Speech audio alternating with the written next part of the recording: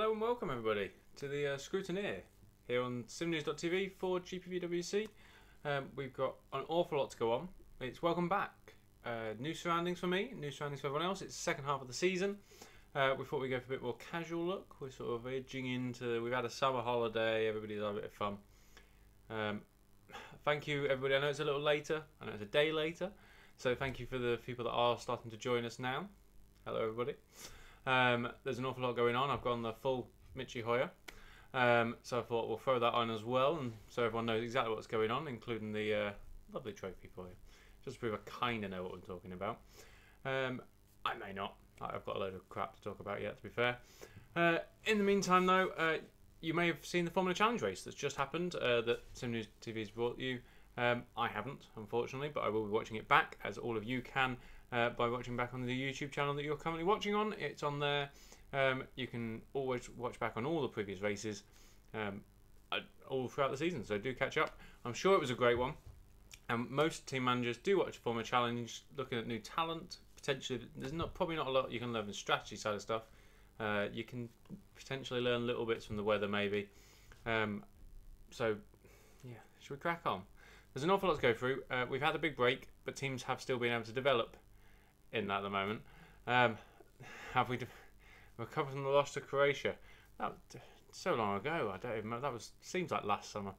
We'll be in the next one before we get any chance. What I will tell you about, I'm here in the full Toby Davis Team Hard gear. Someone that we have been sponsoring as simnews.tv, and he races this week, coming weekend at Alton Park up in Cheshire. So if you do end up over there in the VW Cup, then do make sure you check him out and say hello. I'm sure there's an awful lot, help the guy out as well. He's a great team to sponsor, great guy, he's very media friendly. If you're interested at all, get in touch with us and we can put you in touch if you need to. In the meantime though, let's get looking at sim racing. So we've got the Super League. Everyone's still been developing throughout the summer, so teams haven't stopped. They all know the race is coming up. In some respects, this is probably the race that people will be most prepared for now, than other than other than the first round, Australia. Everywhere else, sort of like you only got a 2-week gap, so it's much harder necessarily to prep. This time out, they've had a massive gap, so there's a lot more time to prep. People do go away, of course, but potentially some teams can really take advantage of that. Plus, most teams managed to get a couple of updates in the time frame as well, or have been slightly clever with it. Potentially, we'll have a look at that as well. Yeah, let's crack on. I think so. Nice to see 17 of you even at this time of night. So yeah, hello everybody. Hello to Cameron in there already. We've got some of the Epic guys as well. Nice to see you. So shall we crack on? We'll go. We normally do cars first. Let's stick with tradition and go through standings as well. So everyone can bring. If you haven't worked out already about the Super League, there's car developments, there's engine upgrades, there's tyre choices, engine choices. I know most of you are regulars now, so we can go through all that. But if you don't know about that, you can always watch back all the previous episodes here or on simnews.tv's YouTube channel as well. Everything's on there from further back in the season as well, where we explain a bit more. So ACR have, over the summer break, we saw the weight upgrade already at 100%. They've added this time diffuser to get that to 100%, but they've now started doing the rear wing downforce. So they've maxed out the two areas. The only two areas they had done previously was weight and diffuser all season long. They obviously can't develop those areas any further. They're at 100%. That's the maximum you can possibly do. So other teams should be able to catch that area now. We've already spoken about a few teams that will come across that have reached 100%, but they've now decided to do the rear wing downforce, and they've done that twice now, so that got them to 30 points there, so an extra 14 on that.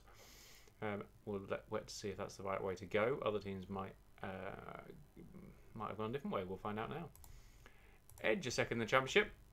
Now, they haven't actually maxed out any area yet. They were going very heavy on the front wing downforce, but as we've spoken about previously, they were sort of doing every other upgrade. So although you've done upgrades on two areas here, weight and diffuser, but they've actually got 2 upgrades on diffuser and 1 on weight. So they're still doing the one every time, but there just wasn't a race in the middle. So they're still on that route. It looks like now they're heading to max out weight and diffuser over the next couple of rounds. Makes sense. But they have done some front wing and body drag previously, so that car's quite a rounded car now. Epic looks like they've bought loads of upgrades, but again they've been doing these sort of like 21 days. So they already maxed out weight and diffuser. But this time over the summer break, they've now done the front wing downforce and body drag. So this car's starting to look very similar to the Edge car. If they carried on doing this on front wing downforce, for example, and body drag, and Edge finished off weight and diffuser to 100%, you're probably talking in 2 rounds time the cars will be near enough identical. Epic will have a bit more on body drag, but generally the cars will go in the same route in that way. So it might show that that's maybe the route everyone eventually wants to get to, just in different ways of doing it. Evolution sit in 4th place, very good for them still. They haven't maxed out weight, but it's 99%, so it's basically there. We're talking such small differences at that point, and it's, you know, you'd have to take another 21 days just to do 1%. So I can't see them doing that. So they've maxed out, and they've maxed out diffuser now as well, and they're doing rear wing downforce. So all very similar to ACR there, just at slightly different levels. Hawkeye have maxed out diffuser. But they brought a lot more to front wing downforce this time out. They've done some weight in the past, but they've done front wing downforce over this summer break with 21 upgrade there. Only the one though. Norton, they have been doing weight and diffuser. They got 25 worth, so that's effectively an upgrade on both those areas. Again, not maxed anywhere out yet, but it's again looking quite similar to the Epic, and they've done quite a lot of front wing. Well, yeah, the Epic, but more the Edge really. The front wing, the weight and diffuser, and a little bit on the rear wing this time. Hiya, Chris Shepherd. Hello, nice to see you in the. I hope you had a good race tonight. Eval suddenly jumped up the leaderboard after their very good result just before the summer break. So they've actually jumped all the way up. It's very close in midfield here. In fact, it's very close from Norwich down, really, arguably. But they've also been doing weight and diffuser, so they've got 90 on weight now. And they also got an extra 16 on diffuser and have done front and rear wing downforce in the past. This car has been a little bit off on development, but they are developing, in my opinion, the right areas. So as we'll come on to, it's probably not as bad as it could be, you know, based on the amount of points overall they've used. Red Archer dropped a place. Well, actually, no, they didn't. They gained on flag to flag, but Eval jumped them both. They've now maxed out the diffuser by doing over the summer break. They haven't maxed out weight, but it's at 94. And as I said, with Evolution, it's going to quite be a difficult decision whether 6% is worth it, or can you gain more by, for example, doing body drag as they've done here. So they've done 19%. So they've started doing that. That's the first one they've done on that. Then we talk flag to flag, who have done weight and diffuser, and basically maxed them out. They maxed out weight, and diffuser's one off, so that's basically what they're going to do on there. Be interesting to see what they do next. Do they carry on the front wing because they have done one development on the front wing already, or do they start going other areas like body drag like Red Archer have done, or do they do rear wing downforce like ACR have done? Or you know, do they go a whole different route and follow some interesting teams' routes? But they seem, you know, it seems to be the way people are starting to look now. Adonis kick in, if I can get there. There we are. They've all but maxed out diffuser now, so they're at 99. Their weight probably has one more upgrade on that. At 83, you can probably get another one. It's probably worth doing that. They've done an upgrade on body drag, rear wing, and front wing downforce all previously. So it could be anyone's guess where they head to next, but I would assume they do another weight upgrade at least, and then somewhere else at the same time. They need to, because they are heading down the rankings really. They are, you know, from where they were at the start of the season, they're moving up, but still probably not where they wanted to be come season start. A team that is dropping down the rankings quite quickly, though, is Storm after a couple of bad rounds. And to be honest, the car's not incredible either. They have done some more front wing downforce, so they've decided not to do any weight or diffuser. They've brought one upgrade over the summer break, and that's the front wing downforce. So not a great summer break for Storm, but could mean that they've decided actually Hungary's not the way to go. We want to bring them all to the races after, because we've got Spa and Monza and things like that coming up. That could be where they want to bring upgrades to. Does make sense if they think that that's a track that suits them, maybe. I'd be surprised, considering the car has fared well, for example, at Australia. It fared when they were all equal, but the driver-wise, it fared well at Monaco. So that sort of track is more what we're looking at, maybe. Maybe not Spa and Monza. Zurich, still down here, unfortunately, but they've always been very good on weight and diffuser, and they now have basically maxed them both out, 98 and 93. I would be shocked if they did either of them. There is a debate if you think 7 on diffuser is worth doing. Not too sure. Hello, Light Cruiser and Ethan. Hello, guys. So they've done a body drag upgrade, though. This is the first time they've done body drag, so that's a new area for them, rather than doing the front wing downforce that they had done previously. So they've been put off doing that, and have decided to do body drag. Fair enough, that's what they want to do. A lot of this is because people are trying new areas, we're not quite sure what's going to be right yet. Whereas before I've slated people for not doing weight and diffuser, because that turned out to be the clear best option. Nearly every team did it. Now we're going to see, over the coming races, where the next route is to go, I suppose. It's the second half of the season. That brings me nicely on to Street Fighter, who had already maxed out the front wing. They've been doing 60 on body drag. They've done the rear wing. They were doing their own thing. But look what they've done over the summer break. Look, they've actually done the weight and diffuser. Yeah! Weight and bloody diffuser. Well done, guys. Definitely needed the meme. So they're on the right route. Only 11% on both those areas, though. So quite small upgrades for those areas. But it speeds up as you develop the areas more. So the first upgrade is always your slowest for the same time frame. So it's still hurting them. But they're on the right path now. Whether that's because they've just got no other option, they've already maxed out the front wing, and they've decided that actually maybe. But High Edge, nice to see you guys in the chat as well. We'll come on to so that's Street Fighter. Let's move on to Mad Cape. Mad Cape's still at the back, but they've done front wing downforce and diffuser. So they're moving on the diffuser as well. They've got 72 on the diffuser now, 35 on the front wing. So still 80 on weight, so still not a bad car in that respect. Ignore that front wing drag. But otherwise it's not horrendous, considering it's at the back of the pack. It's not like we've seen some cars at the back of the pack before that are just horrendous cars. I'd argue it's not horrendous, but other teams are still pulling ahead. So there's not as many upgrades in those packs as I thought there could be. I was expecting some teams to have been rather clever with it and potentially brought some others. We saw an awful lot from Edge there, Epic, sorry, but we didn't. Some other teams have only brought one upgrade or like two small ones, that sort of thing. So we never know. Engines. These are the 4 engine manufacturers: Martex, Quasar, Talos, and Valiant. We saw last time out some upgrades from certain ones, but Martex didn't. They have brought one this time, and they brought 10%, and they brought it on mapping. So mapping's the first time they've done it. They've sort of followed suit, I suppose, to Valiant, who did theirs for last time out. So they got 18 on that last time, whereas Martex only got 10, but they have got 10 extra on power. So it's balancing out, very even sort of engines, but they obviously saw that actually there was a huge disparity, I suppose, in that actually they need to get that mapping moving, which is your boost, improves your level of boost. Fair enough. I think engines are now slowing down development. As spoken before, I would expect teams to probably have one more soon, and then you'll probably see one at the end, maybe. That'll be about it. So it's slowing down, but you actually look at it and go, they're quite evenly paced in most cases. It's just sort of more slightly preference. If you like your boosting your power, or do you like saving fuel, that sort of element. But yeah, Martex brought something upgraded, so good for them. We'll see what they come up with. 10% is quite low though, so I wonder whether they're just using less points and want to use it somewhere else, or they've literally used them up. I'm not too sure. Of those engines though, we're going to engine choices now. Hello everyone else, who have we got in here? Yarl's in there, Fabian's in the chat now, Dylan, hello everybody. Nice to see you all. When's he making his debut at Edge?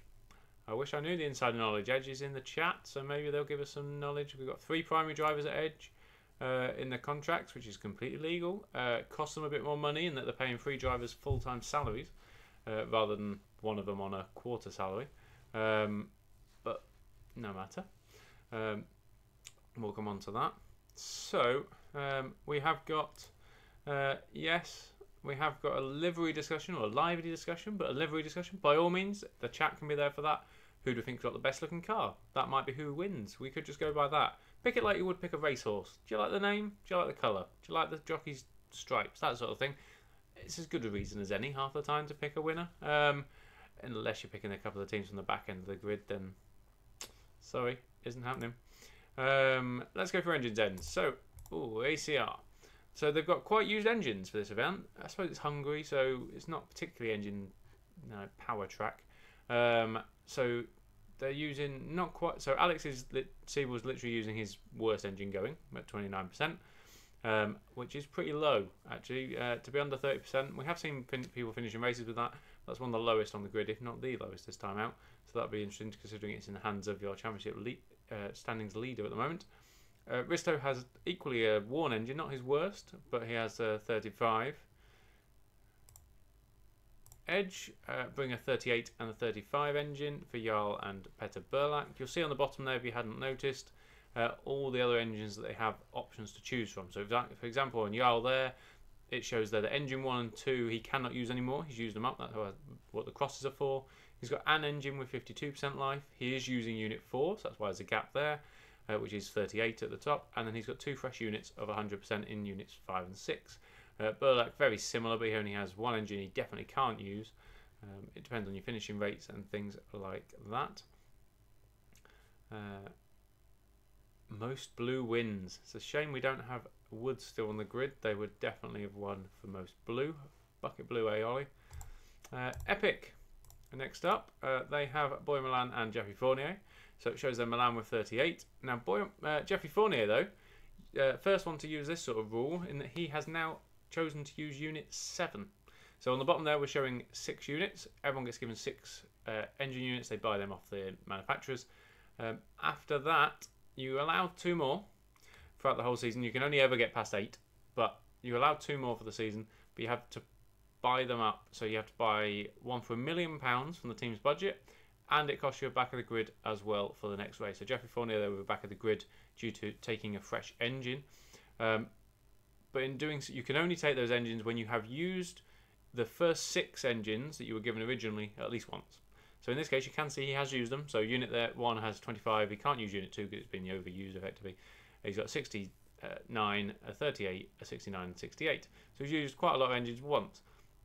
What it does mean, though, is that we've got Jeffrey Fournier using a fresh engine here. It means he could still buy a fresh engine for the round after at Spa, or he could wait. But it means he cannot have a fresh engine for Spa and Monza. And remember, we've got things like USA coming up later in the year, so he can't have fresh engines for all those events. Effectively, you can choose one more event where you can have a fresh engine after this one. 69 engines aren't going to be that bad, let's be honest. They're not going to be horrendous, but it still could make a bit of a difference.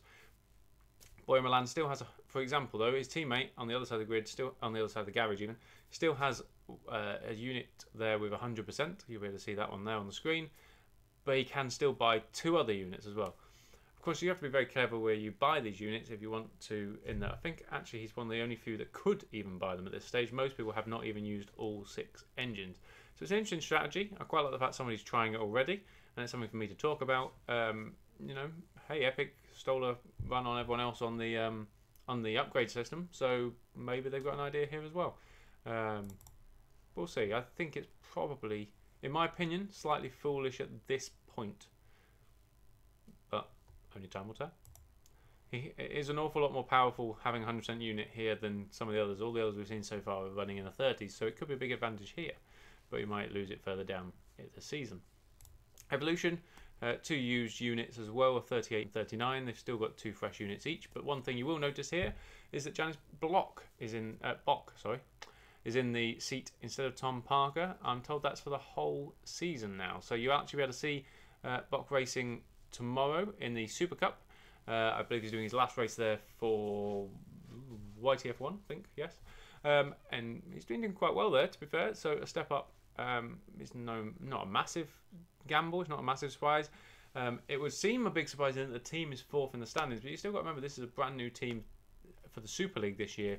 So actually, if he was talking about, you know, somebody stepping up, they would step up into a new team, so it makes sense. But still, there's a bit of pressure, I suppose, involved in that they are in a battle potentially for 3rd in the championship, so it's quite a big thing.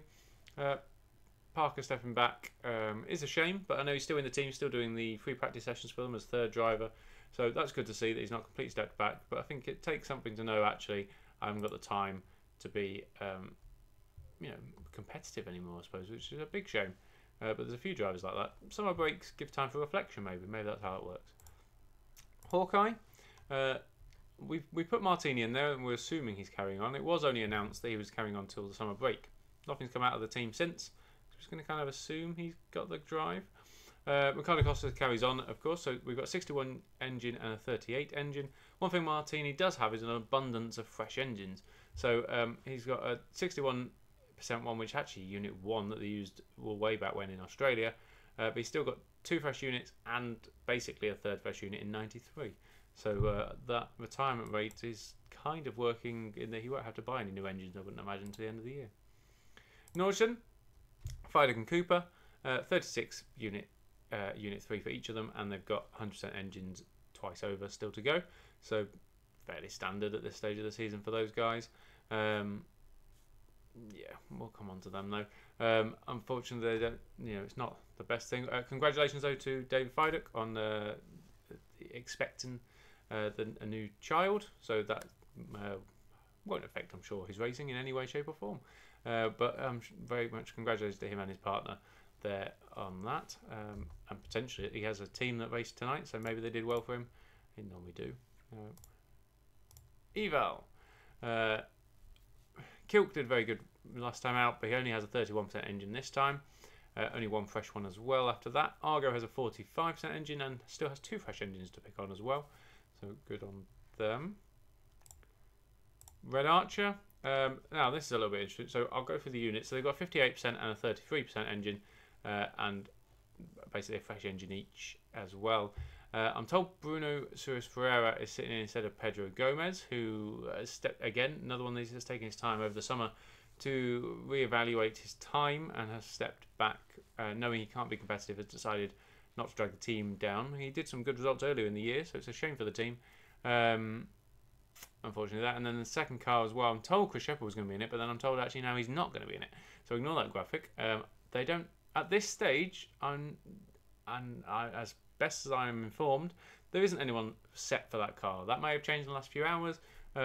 So if you're somebody who would like a driving Super League and you think you're up to the scratch of what is a good car actually in this Red Archer, like a competitive car, as we'll come on to, get in touch. Nikos, probably, if you can't get in touch with Nikos, get in touch with us. We can help you out and move you forwards to him. Some racing at GPV would help, or high level single-seater, but I'm sure that they would bring somebody on that is up to the required standard.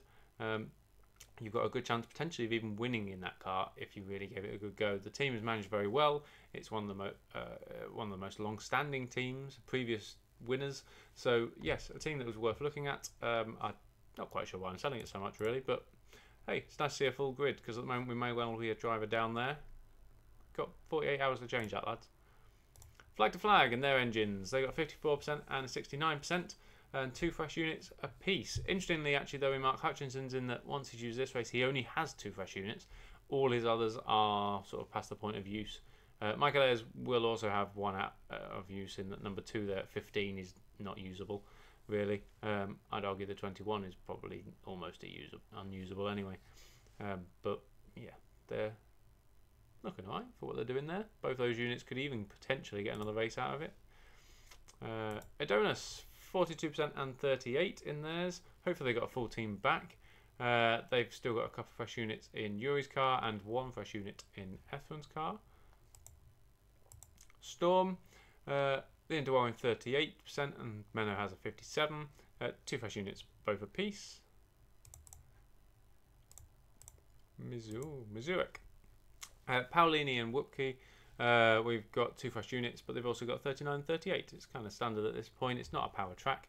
Everyone's sort of picking that sort of thing. There's only a few where you're talking that, Fournier is the one that stands out as having 100%. Horrell and Gaia, I believe, are still the 2 drivers that are going to be racing in that team. Have 33 and 35. They've got a couple of fresh units apiece, and Horrell basically has 3. That lineup could change from what I'm told, but until we hear any more, we're sticking with that. Mad Cape, both using 70% engines, and they have a new driver in Daniel Brewer. He's coming in for 4 rounds, replacing, temporarily potentially replacing George Sutton. I'm not sure whether that is a kick to Red Bull Street Fighter, going, well, we don't need your driver anymore, or actually they've gone, you know what, Daniel Brewer, who is a talent. We've seen him racing before in Kerno. We've also seen him in Super Cup this year. So he is a dab hand at this and could do rather well. They needed somebody who can sort of lead that team a bit more. I would say that Daniel has shown pace, reliability, and potentially temperament are issues there. But hey, what am I to talk? They had a driver last year who did very well, and I would say probably had those same two question marks over him. So it pulls the team forward, then that's fine. Yeah, they've got two fast units as well to keep going for the rest of the year. That and the engines they're using now will also be able to do another race. So yeah, I think that's a pretty good signing for them. They needed something to change because George Sutton was not the answer to stop them getting relegated. I'm sorry, he tried. Yeah, Super League's not your place, mate. Further down the order to start with, build yourself back up, and we'll see where we get to. There is always question marks over Tobias as well, but on his day can score points, and hopefully with Daniel Brewer in the car next to him, they could work together and do rather well. So I'm quite impressed with that. That's pretty good. Well done, Madcape. I don't think I've said that all year. Potentially good. Nothing's actually happened yet, but yeah, nice signing. So that's your engines. There's again nothing huge there. Alex Siebel with the lowest, Jeffrey Fournier with the highest. So engine percentages. So there is a bit of a difference there. Only in your brake horsepower levels. So we shall see if that makes a difference. Tyres. So we've seen in the past that there's an awful lot of tyre options going on. You've got 5 potential tyre choices. You have to pick 3 and you have to use 2. This time around, all the teams have gone. Well, there's only 2 routes people have gone. Nobody's gone left field. We even flag to flag haven't gone mad on us this time out. We have got 2 different ways of doing it. So you look at this and go. You've got 2 options. We've got people that everyone's gone ultra soft, but you've got people that have gone ultra soft, soft, and medium, and then you've got another lot of people that have gone ultra soft, super softs, and softs. So effectively one has all the 3 softest tyres, and the other one doesn't have that super soft, but has that medium tyre. So they might be doing longer stints potentially. There is a few back of the grids as well, so that can make a difference to your tyre choices. The other half of the grid here, shall show you. See on this half of the grid, an awful lot has gone with the 3 softest, but I think if we show you on this graphic, it's a bit better. So ultra soft, super soft, and soft. So the 3 softest compounds, the majority of the grid have taken, and that is Edge, Epic, Hawkeye, Nordson, Red Archer, Storm, Flag to Flag, Adonis, and Street Fighter. Then we go to ultra soft, softs, and mediums, which is ACR, Evolution, Eval, Missouric, Madcape. So, what do you lead into that?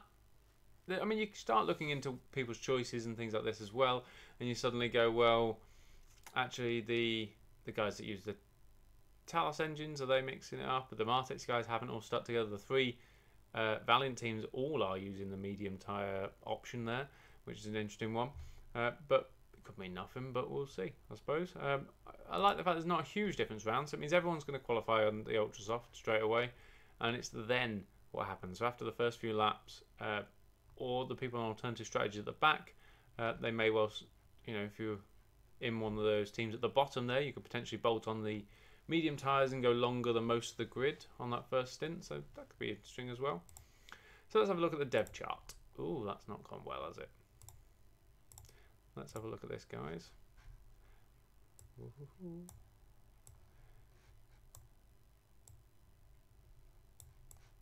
Let's get this resized somehow, everybody. Small technical issues, everyone. Bear with. I think I'll have one on the next graphic as well. But what you can see as I'm pulling around the graphic here is that Red Archer have the most development on that car. Basically, is the main point from this. Alright, there we go. I'm going to end up with the same problem in a minute. But for now, Red Archer, you can tell I've rushed this, can't you? And that's why we're on delayed and late as well. So Red Archer have the most development of any car on that grid. Hence what I was saying with getting in that second seat, basically. If you're somebody watching this from Simracing and you want to get into GPV and you want to give it a go, well, you might be able to get a 4-race reserve, or even a 2-race emergency deal from Red Archer in a car that can win you races. So what's the gamble? Give it a go. So Red Archer have done 250 points worth of development. Again, it's where you put them, but 250 points worth of development. Epic just behind.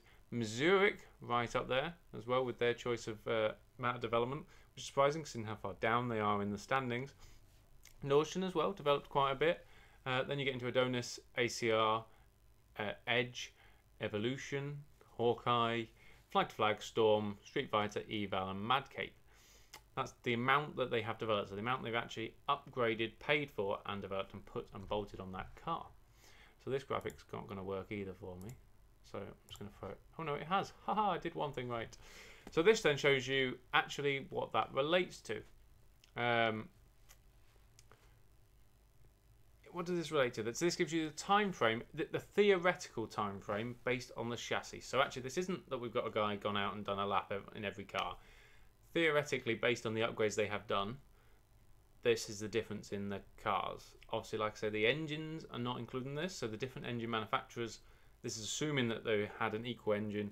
It's also saying they had an equal percentage on the engine and they were in equal tyres and equal conditions, which again is very unlikely to ever happen on track, but gives you an idea. So we've got ACR car we think is ever so slightly the quickest from Epic. Evolution ever so slightly behind with Red Archer there and Missouri. I mean, look how close all that is. So within 1/10 theoretical time, you've got there 7 teams. 7. Half the grid is within 1/10 of each other in a theoretical time difference there. Madness. And we already know from looking at some people's like previous years and certain cars already that drivers can really make a big difference in that. So even if your car was 2 tenths off, you can make that up potentially. Potentially over the course of the race on tyre saving or anything like that, make a big difference. Further down though, you look at Nordstrom. We've already seen that with Edge. I mean, look at that. They were behind on theoretical times, but actually they got 1-2 last time out. Hawkeye, Eval as well down there, but look all the way down to the bottom there. That is a big, big difference.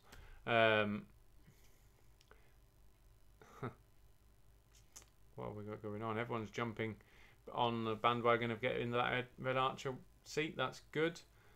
This does not include the engine. Ignore the engine, as I said, Edge. This is literally just based on the car chassis. So if you've got a much better engine than everyone else, then that's great. That can really pull you up. It doesn't include any upgrades. It doesn't include your percentage of your engine either. This is literally just the car. So Red Bull all the way there, saying it's half a second difference in the car alone from Red Bull all the way up to Zach Speed, which is a massive difference. Actually, they're still half a second behind Epic, Evolution, Red Archer, and Missouri as well. That's mad in a lap. Sorry, guys. Yeah. I mean, in that case, actually, when you start looking at this and you go, oh, well, if the drivers score points, they've done a bloody good job. They have, but presuming they have some sort of, scope into what they're upgrading, it can't just be the team managers on their own. Arguably in Street Fighter as well, one of the drivers is the team manager, so can't really hide either way. And again, Madcape's pretty slow there, but even Madcape is nearly 3 tenths of a second quicker than the Red Bull. Yeah. When you're 3 tenths of a second behind Madcape this year, something's not going right for you, has it? No disrespect meant there particularly to Madcape, but I would be worried. There's a reason why those two are the ones I think are fighting for the relegation this year. Look at that car. Storm as well, showing they dropped back quite heavily. I don't know whether they've the results haven't been there, but the car's not really been there as well.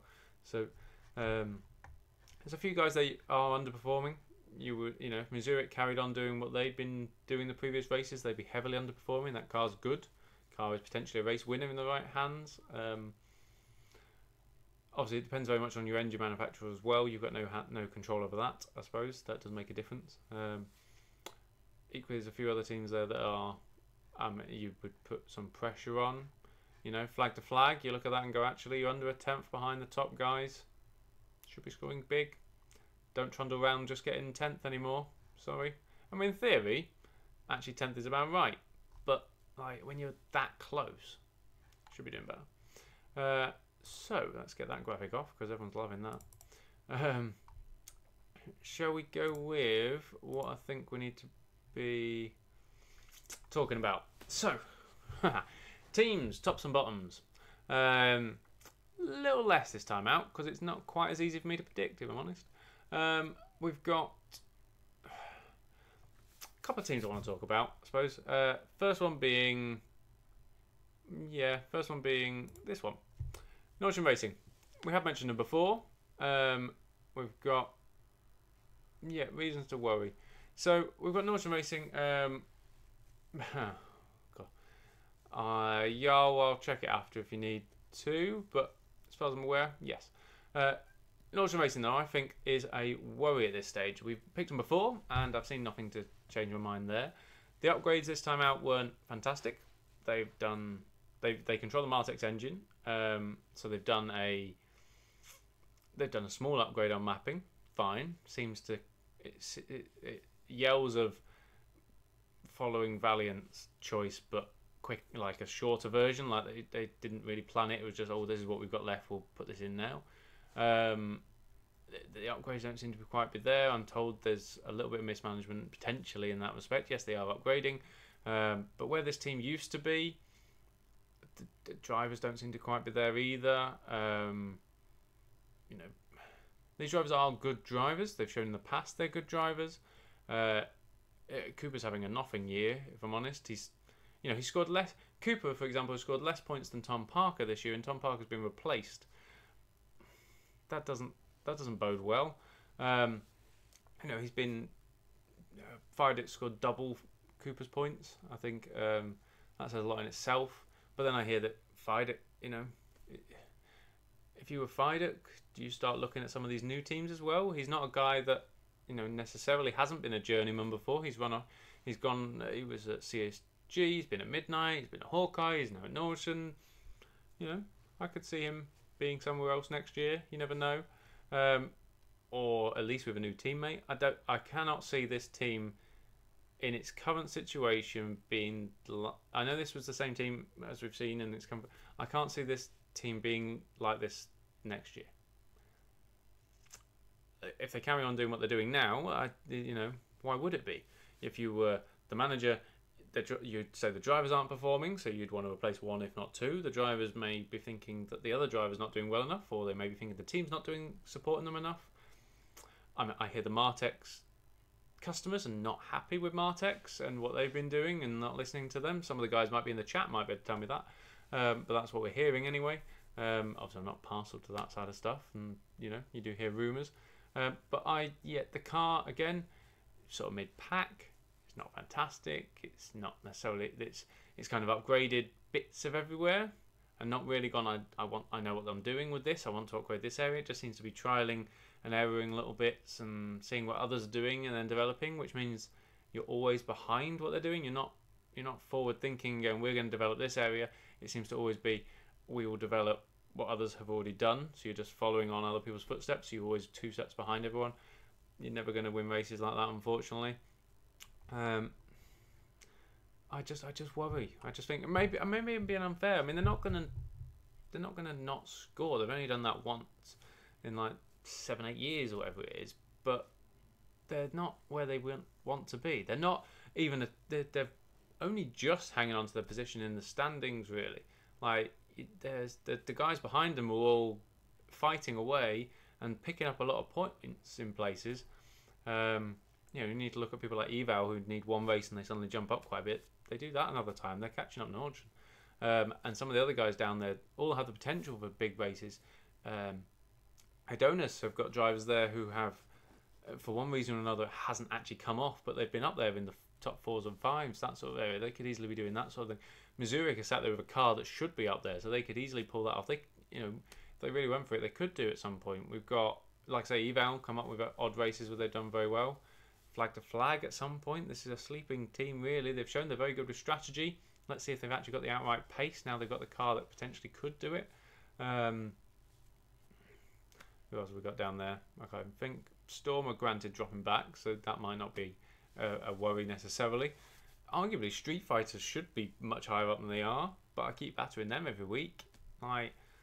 Because they are miles down. Well, Norton should not be here either. Norton should not be behind new teams like Epic and Evolution.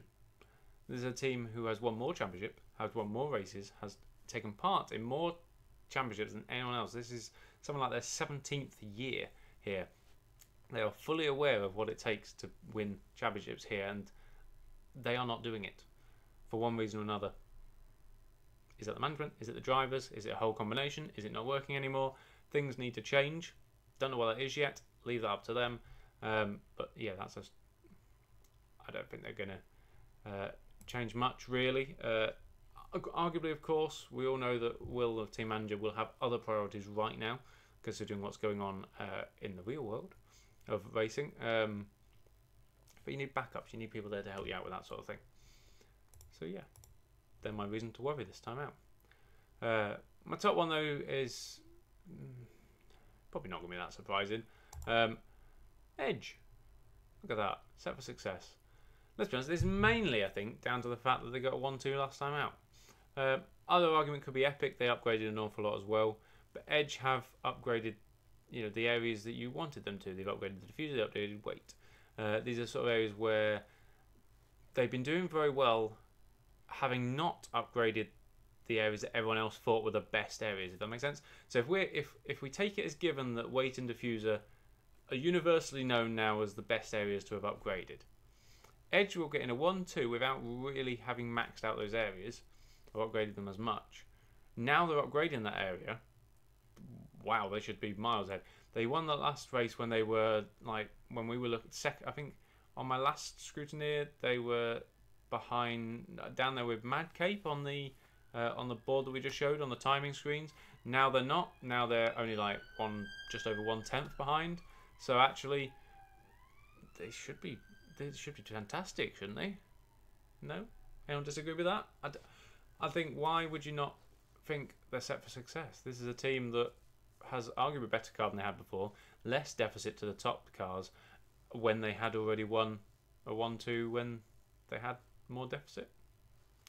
It's a team on the rise. They're doing rather well. And again, they could also, they've got a third driver there in, the Mo Patel, the former sim racing world champion, could deputise if needed. It's not a bad deputy to have, is it? I mean, we will be doing a special show actually on reserve test drivers to show you what all that is about in the coming weeks as well, and why teams have them. Considering we've got champions like Edge there, we've got Philip Pushka working at ACR. So there's quite a lot of guys around that you see on the servers and things that do help out, who are incredible drivers on the sidelines. And it's that sort of thing that isn't necessarily seen, but is why teams get set for success, why it works for them. And my argument here would be that, which way am I? This team has a lot of people helping them behind the scenes. This team does not. And I think that's where we're at with that. It's not Super League is not what it used to be. You used to be able to turn up and with 2 drivers, team manager, throw a few upgrades on, jobs are good, and see you in 2 weeks. Now we are arguably, people throw it about, we're arguably an esport, and there's an awful lot that goes into that behind the scenes, and you have to move with the times to do that. Maybe, as I said, Nordson, 17 years on the job, you can't be doing what you were doing 17 years ago, or even arguably 3 years ago, even 12 months ago. Let's talk that. Everything's changing all the time. As you know, different name. Epic weren't here. Evolution weren't here. Everything's all thrown about. My God, what a difference. Yeah. So that is my 2 for today. Nordson and Edge. I'm not even going any further. I could bash a couple of other teams. Of course I could. But let's give them... They've had the summer break. They've had a chance to change things. They've put bolts on the cars. Don't think there's massive changes there, but I'll give them a race and we'll see. I'm not picking Mad Cape because I think they've set themselves to a point with just by bringing in a good driver, they're at the stage of going, well, actually they're more set. They've set themselves up with a chance rather than a worry. So there we go. Edge expecting 2 DNFs next race, eh? That's not good. So hopefully not. But yes, I'm mightily impressed with them this year. And second in the standings shows why they're there, I suppose. So yes, that's us from the Scrutineer here this time out. We've got the race on Thursday. Basically, is the next stage. We've got Simnews.tv bringing you Super Cup action tomorrow on this channel, on GPVWC's YouTube channel. You can also then catch the Super League on this channel and WTF1's Facebook page. So incredible viewership there. You know, if you just watch the real Formula 1 race from Hungary, then let's see what happens here. I'd argue if we got anyone who is a definite second driver in any team. We'll find out, I suppose. So make sure you're watching on Thursday at what time are we talking? 7:30. We've got a couple of new interesting people on the commentary box as well, which are quite exciting to see. And I'll be there on the pit wall, cheering on my guys and helping them out. I will then be back on Monday. We're talking Scrutineer the Aftermath, hopefully with a guest. I'll see who I can possibly try and drag in to take a bit of a grilling and potentially talk through some other teams with me as well. If anyone wants to join me for that, you're more than welcome to get in touch and we'll see what we can do. I love having somebody else in the chat. I know people think I just love talking to myself, but it's nice to have somebody else there to talk to at least and have a bit of banter with. So that's on Monday next week. We'll do that one.